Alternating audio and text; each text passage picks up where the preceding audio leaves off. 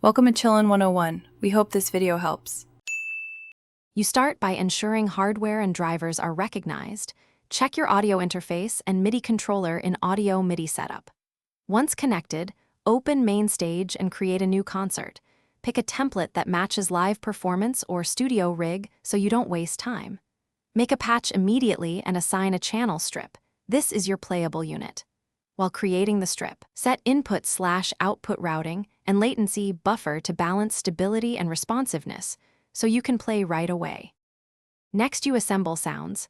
Add instruments and stack channel strips for layering or split by key range. Then insert effects and use sends and aux buses to create consistent reverb or delay across patches. This keeps CPU efficient. Map critical controls, volume, filter, effects to your MIDI controller knobs and buttons so you can tweak on the fly. Once done, organize patches into sets by song and store variations using snapshot or patch list, so transitions are seamless during a performance. To finish, run a full rehearsal. Play each patch, trigger backing tracks, and monitor CPU and I/O meters. Make sure levels are healthy and that MIDI mappings respond.